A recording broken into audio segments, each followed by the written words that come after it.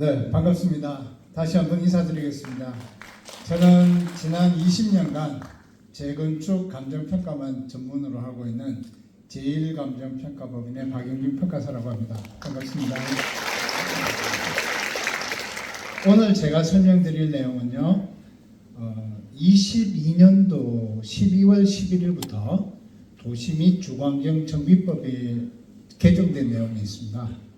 그 내용이 무엇이냐 그러면 지금 앞에서 잘 설명해 주신 내용처럼 정비계획을 수립하는 단계에서 소유자별 분담금 추산액 및 산출 근거를 개략적으로나마 추정을 해서 같이 서울시에 인가를 받도록 그렇게 법이 개정이 됐습니다. 그래서 너무 초기 단계이긴 하지만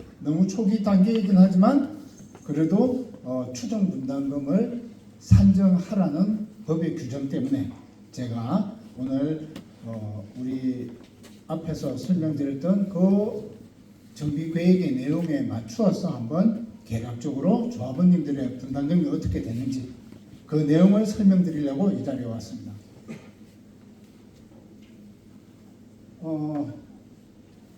여러분들 아시는 것처럼 정말 여러분들의 분담금이 확정되는 시기는 관리 처분 계획을 수립하는 단계에서 확정이 됩니다. 그래서 관리 처분이 확정되는 단계는 언제냐? 여러분들은 아직 토지 이용 계획도 수립하지 못했습니다. 그죠? 여러분들이 현재 살고 계신 1140세대를 현물 출자를 하면 그 현물 출자를 한 그 토지를 바탕으로 해서 우리 토지 이용 계획을 수립을 합니다. 그 토지 이용 계획을 내용이 바로 아까 잘 설명해 주셨던 그 정비 계획의 내용이 되는 거죠. 세대수는 어떻게 구성하고 도로와 공원은 어떻게 설치하고 용적률을 몇 프로로 해서 몇 층으로 짓는다. 이런 토지 이용 계획이 정해지고 나면 그 다음에 이제 설계에서 건축 계획을 수립을 하죠. 그래서 그 건축 심의가 통과되고 나면 강남구청에 사업시행인가를 신청합니다. 그 사업시행인가라는 것이 바로 건축 허가를 말하는 거죠. 즉 여러분들이 이제 새 집을 지어도 좋다 이렇게 강남구청에서 허가를 내줍니다. 그러면 그 허가가 나고 난 다음에 여러분들은 관리 처분이라는 단계를 거치면서 분담금이 확정이 되는 거예요. 그래서 아직 갈 절차는 많이 남아 있습니다. 법적으로. 하지만 지금은 계략적으로나마 한번 추정을 해보는 거다. 그죠? 그래서 이건 앞으로 계속 변동이 있을 겁니다. 그 계획의 변동에 따라서 또 시장 상황의 변동에 따라서 계속 변동이 됐는데 그래도 여러분들은 기본적으로 여러분들의 소중한 재산을 이 사업에 투자를 하실 거기 때문에 거기에 따른 분담금 산정이 법에 어떻게 규정되고 있는지는 간략하게 보고 가셔야 된다. 그죠? 그래서 여기 나와 있는 것처럼 우리 분담금 산정은 여기 조합원님들의 신축 아파트 분양가에서 여러분들의 조합원 무상 권리 가액을 차감한 그 차이를 갖다가 분담금으로 내게 된다. 그러면 이 차액은 역으로 나의 무상 권리 가액이 조합원 분양가보다 더 크면 그 부분에 대해서는 환급을 받게 된다. 이렇게 되어 있죠. 그러면 여러분들 종전자산 평가 금액이 곧 나의 무상 권리 가액인가? 꼭 그렇지는 않습니다. 왜냐하면 무상 권리 가액은 여러분들 종전자산 감정평가 금액의 비례율이라는 것을 곱해서 산정하도록 되어 있습니다. 그러면 이 비례율은 뭐냐? 이 비례율이라는 건 바로 여러분들 이 사업에서 발생하는 총 수입, 그러니까 일반 분양 수입도 있고 조합원 분양 수입도 있고 또 혹시 임대주택을 짓게 된다면 임대주택을 매각하는 매각 수입도 있고 이런 총 수입에서 거기에 들어가는 총 비용, 직접 공사비도 있고 설계비, 감리비, 제세 공과금도 있고 이런 부분들을 차감을 한 개발 이익을 수입에서 비용을 빼면 그걸 또 우리가 이익이라고 하죠. 그 이익을 여러분들이 현물 출자한 종전자산 감정평가 금액의 총합으로 나누면 그게 이제 비례율이라고 합니다. 그래서 이 비례율은 다시 말하면 이 사업에 따른 개발 이익률이 되는 거죠. 그죠? 그래서 이 개발 이익률을 곱한 것이 바로 나의 무상 권리 가액이 된다. 그죠? 그러면 여기에 제가 예시를 한번 들어놨습니다. 내 예상된 나의 종전자산 감정평가 금액이 뭐 한 28억 정도 되는데 비례율이 한 80 몇 프로가 된다. 그러면 나의 무상 권리 가액은 28억이 아니고 24억으로 줄어드는 거죠. 하지만 내가 한 23억 하는 30평대 분양가의 아파트를 갖다 들어갔다. 그러면 나의 신축 아파트 분양가 23억과 권리가액 24억의 차이. 그래서 1억 원을 갖다 환급을 받는 거예요. 그런데 나는 좀 더 큰 아파트에 들어간다. 이렇게 하면 27억의 아파트에 들어갔다. 그러면 그 무상 권리가액 24억가의 차이인 4억 원을 추가로 분담을 하게 되는 겁니다. 이렇게 해서 1번부터 1140번까지 쫙 누구는 환급받고 누구는 부담하고 누구는 환급받고 이거 다 합계를 내고 나면 대차가 딱 맞아떨어지고 여러분들의 재건축 사업에 따른 정산은 끝나는 겁니다. 그러면 우리가 이 분담금을 알려고 하면 여러분들이 현물 출자한 종전자산의 가격을 알아야 되죠. 그죠? 그리고 두 번째는 내가 들어갈 새 아파트에 따른 조합원 분양가를 알아야 돼요. 그죠? 그 다음에 세 번째는 이 조합원 분양가를 신축하기 위해서 우리가 내야 될 공사비를 알아요. 요 세 가지 항목을 알게 되면 우리 분담금을 개선해 볼 수가 있습니다. 그래서 지금부터 거기에 따른 한번 분석을 해보도록 하겠습니다. 여기 보시는 것처럼 종전자산 감정평가는 지금은 저희들이 평가를 할 수가 없습니다. 왜냐 그러면요, 법에서 사업 시행 인가의 고시가 있은 날을 기준으로 평가하도록 법에 규정되어 있기 때문입니다. 그러면 사업 시행 인가가 나려면 아까 여러 가지 단계의 절차를 거쳐야 된다고 했죠. 그래서 여기 보시는 것처럼 도시 및 주거환경정비법 74조 1항에서 우리 사업 시행 인가의 고시가 있은 날을 기준으로 감정평가를 하도록 그렇게 규정하고 있습니다. 그죠? 그래서 제가 한번 최근 한 1년 동안의 실거래가를 한번 봤습니다. 그런데 여기는 좀 특이한 현상이 있어요. 왜냐 그러면 작년 대비해서 올해 대부분의 지역들이 아파트 가격이 다 하락하고 있습니다. 하락하고 있는데 이상하게 우리 여기 우성 아파트는 지금 여기 같은 요 40평대지 그죠? 137.6 해서 23년 3월 달에 38억 3천에 거래가 됐는데 24년도에는 39억으로 가격이 더 상승하고 있는 이런 부분들이 아마 재건축을 구체적으로 이제 시행을 한다. 이런 부분들이 시장에서 반응을 하고 있는 게 아닌가. 그래서 우리가 재건축이 이제 구체적으로 이제 시작을 하려고 하니까 거기에 따른 가격이 다른 지역들은 가격이 이렇게 하락하고 있는데 여기는 더 반등하고 있는 그런 현상을 나타내는 게 아닌가. 뭐 그렇게 나름대로 한번 분석을 해보고요. 그래서 지금 현재 추정 분담금은 산정해야 되니까 저희의 판단은 1도 들어가지 않았습니다. 그죠? 1도 들어가지 않고 여러분들도 누구나 다 인터넷에 들어가면 볼 수 있는 KB 부동산 시세, 그 다음에 한국 부동산 시세, 한국 부동산에서 제공하는 부동산 시세를 저희들이 평균의 평균가로 한번 저희들이 분석을 해봤더니 여기 지금 31평에서 평균 대략적으로 한 28억대, 그 다음에 45평, 44평, 45평 뭐 이렇게 하던데요. 이게 한 38억대, 그 다음에 55평이 한 43억대, 그 다음에 65평이 한 50억대. 뭐 이 정도로 해서 지금 현재 네이버에 들어가시면 누구나 다 확인할 수 있는 부동산 시세가 이 정도로 되어 있습니다. 그래서 요걸 해당 세대수로 다 한번 곱해봤습니다. 그랬더니 여러분들 아파트 1140세대에서 나오는 전체 총 종전자산의 예상 추정액이 한 4조 1840억 정도. 어마어마한 숫자죠, 그죠? 어마어마합니다. 이런 대규모 사업이 이제 이루어지는 거죠. 거기에 상가 두 개 동의 시세를 갖다가 저희들이 대략적으로 한번 추산을 해서 넣어봤더니 전체 우리 종전자산 가격에 이제 우리 추정 합계는 4조 3,600억 정도가 이 사업에 현물 출자되는 규모가 되더라. 라고 이제 우리가 정리를 하고요. 그 다음에 이제 우리가 또 신축 아파트가 있습니다. 이 신축 아파트의 가격은 두 개가 있어요. 하나는 일반 분양가가 있고 하나는 조합원 분양가가 있습니다.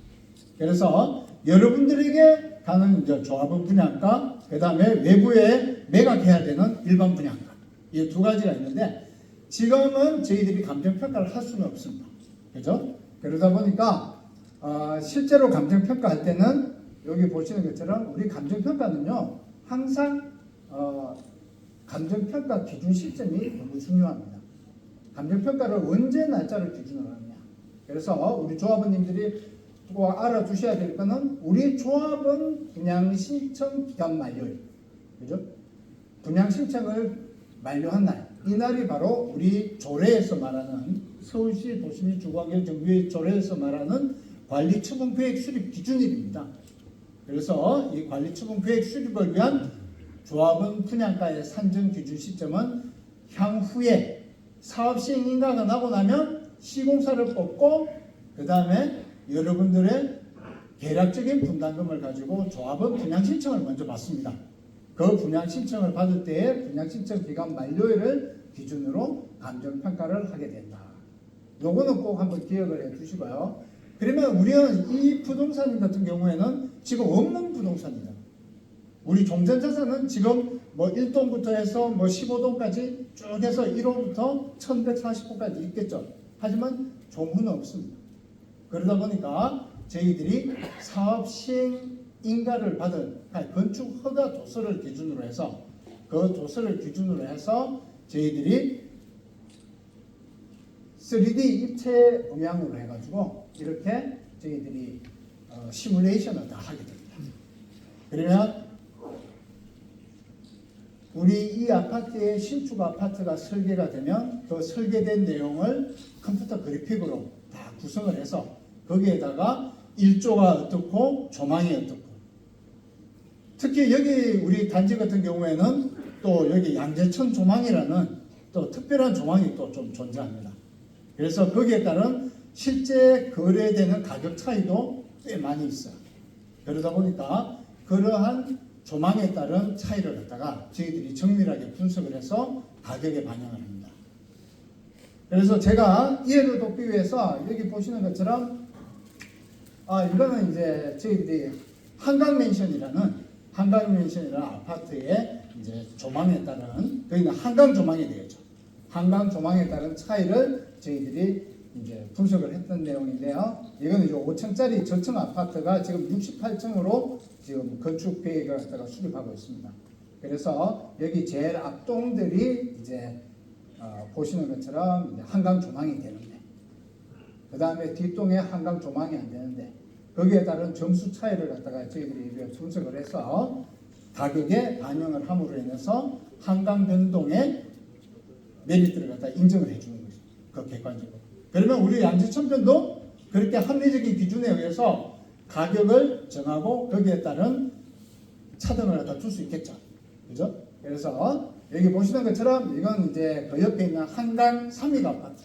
그래서 여기도 이제 1동과 2동의 한강 조망에 따른 포지션들을 갖다가 저희들이 이렇게 분석을 해서 가격에 반영을 하면 이제 한강 조망이 되는 동과 안 되는 동의 차이가 현저하게 나게 이렇게 되는 것처럼 우리 양재천변의 앞에 있는 동들도 거기에 따른 가치 상승분이나 가치 존재분을 갖다가 저희들이 잘 분석해서 거기에 따른 침익을 갖다가 받지 않도록 그렇게 이제 저희들이 감정평가를 통해서 관리 처분 단계에서는 그것을 갖다가 여러분들에게 설명해 드릴 수가 있다.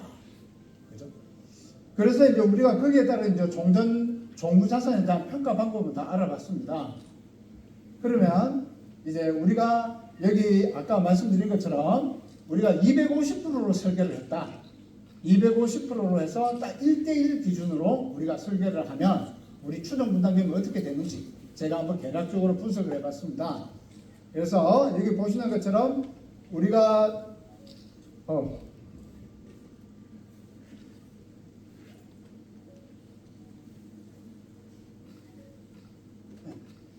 여기 보시는 것처럼 저희들이 1170세대로 해서 일단 조합원님들 1140세대 1140세대는 여기 보시는 것처럼 각 평형별로 1대1로 해서 1140세대를 먼저 가져가고 남는 35평형대의 아파트 36세대를 갖다가 일반 분양을 한다. 이렇게 해서 이제 우리가 계산해 본 거죠. 그 다음에 근린 생활 시설도 나름대로 요거는 이제 워낙 개별성이 강하기 때문에 향후에 상가분들하고는 별도로 협의를 하셔야 되지만 지금 단계는 그냥 대략적으로 거기에 맞는 이제 설계 계획을 갖다가 이렇게 한번 짜본다. 이렇게 해서 여기에 지금 이제 우리가 추정하는 일반 분양가 자체는 여기 보시는 것처럼 용산, 그 다음에 우리 서초, 그 다음에 강남, 그 다음에 송파 요 4개 구는 지금 분양가 상한제가 해지되지 않았어요. 다른 지역들은 다 분양가 상한제가 해제가 됐습니다. 그래서 시장에서 허락되는 가격 수준까지 분양가를 갖다가 조합해서 정할 수가 있어요. 하지만 우리 이 4개 구는 특히 우리 강남 같은 경우에는 강남구는 강남구청에서 분양가를 정해줍니다. 그 정해주는 분양가대로 해야 돼요. 그게 분양가 상한제죠. 그러나 우리가 가격을 갖다가 저희들이 합리적으로 한번 분석을 해볼 때 한 7,500만 원 정도는 일반 분양을 받지 않을까 평당 그렇게 한번 분석을 해봤습니다. 그래서 여기 보시는 것처럼 7,500만 원으로 해서 이제 우리가 36세대를 갖다가 일반 분양을 하게 되면 그러면은 여기 보시는 것처럼 한 959억 정도의 그래도 일반 분양 수입이 나옵니다. 그죠? 그래서 요 일반 분양 수입을 어디 쓰나요? 공사비에 충당을 해야죠. 그래야지 우리 분담금을 줄일 수가 있죠. 그죠?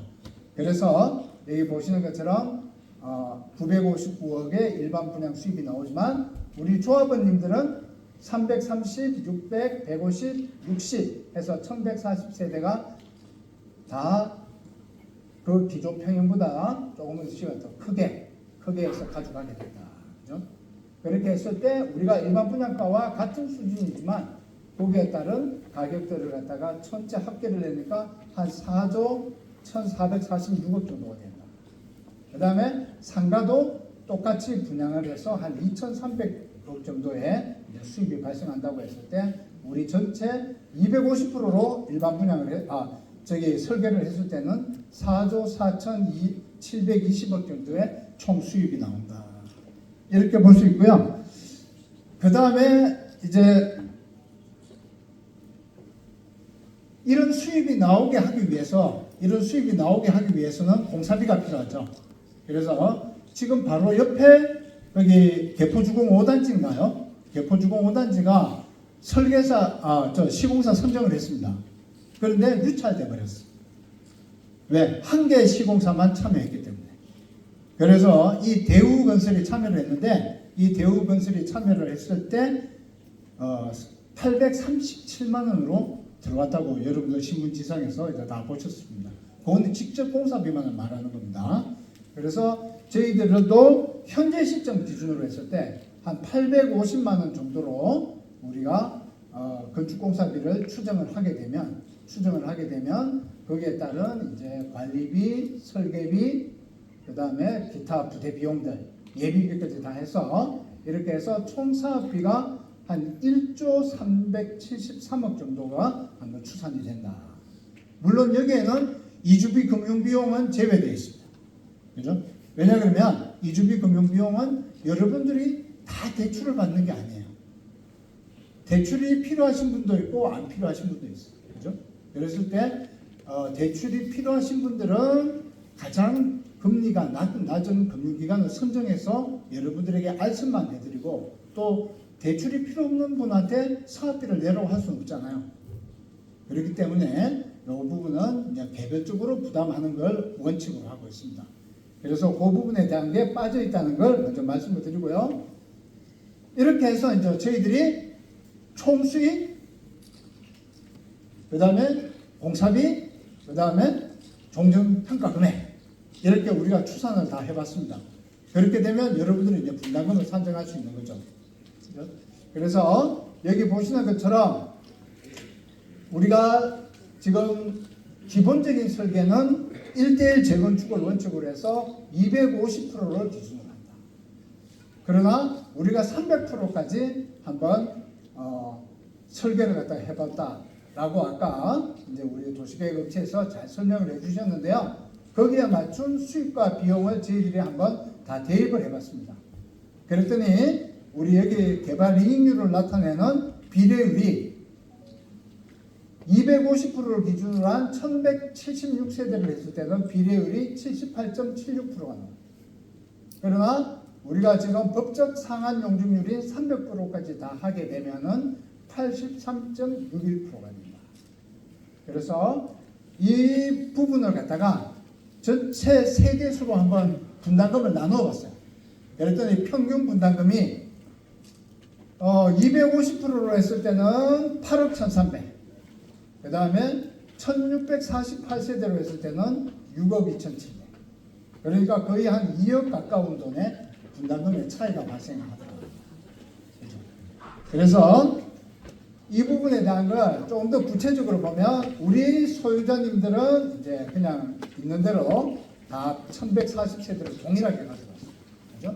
동일하게 가져갔을 때 1176세대 하면 일반 분양 세대가 36세대밖에 없지만 1648세대를 했을 때는 272세대가 생깁니다. 그죠? 그러니까 272세대를 매각해서 공사비에 충당하면 그만큼 분담금은 더 줄어들겠죠. 그죠? 그렇게 해서 이제 저희들이 한번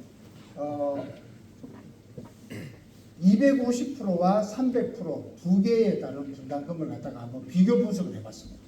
그래서 이제 세대별로 보면 여기 보시는 것처럼 자 31평형이 35평형을 간다 라고 했을 때 31평형이 35평형을 가면은 분담금이 우리가 300%까지 갔다.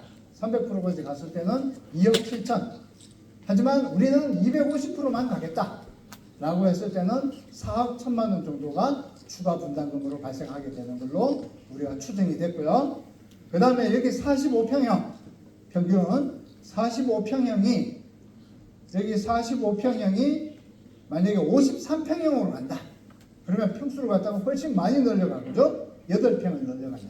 그랬을 때 우리가 300%로 하면은 6억 정도가 되고 그 다음에 250%로 하면은 7억 9천 정도가 된다. 그러니까 한 2억 정도 차이가 또 발생하죠. 그 다음에 이제 55평형 55평형은 그러면 66평형으로 간다. 그죠? 53평형으로 간다. 53평형으로 가면 여기 보시는 것처럼 이제 1억 6천. 이거 오타입니다. 이거 오타. 이거 9자는 빼야 됩니다. 앞에 9자 빼십시오. 죄송합니다. 네. 여기 오타가 있네요. 여기 98억이 아니고 8억 8천 뭐 이럴 겁니다. 그래서 여기 9자는 빼셔야 됩니다. 그래서 53평형으로 간다. 이렇게 하면 1억 6천에서 그럼 300%로 하면 250%로 우리가 1:1로만 짓겠다. 이러면 한 3억 7천 정도가 부담이 됩니다. 그래서 골고루 그 다음에 65평형 제일 큰 평형 65평형은 내가 79평형으로 가겠다. 이렇게 했을 때는 분담금이 용적률이 300%면 10억인데 우리가 250%로 1:1로만 가겠다. 이렇게 했을 때는 12억 4천 정도가 됩니다. 이렇게 해서 우리가 쾌적하게 250%에서 딱 우리가 1:1로만 짓는다. 이렇게 했을 때와 또 그게 아니라 임대주택을 짓지만 또 법적 상환 용적률이 300%까지 해서 우리가 일반 분양을 최대한 많이 늘리면 그만큼 분담금은 줄어든다. 얼마 정도? 평균 한 2억 정도의 차이가 발생한다. 그래서 그렇게 분석이 됐습니다. 그래서 요건 이제 저희들이 처음 초안으로 잡은 거고요. 앞으로 이제 설계 계획이 구체화되면 거기에 따른 좀 더 정밀한 분담금을 산정해서 또 우리 소유자님들 모시고 거기에 따른 내용을 설명드리도록 그런 기회를 갖도록 하겠습니다. 그래서 제 설명은 이것으로 마치도록 하겠습니다. 예, 감사합니다.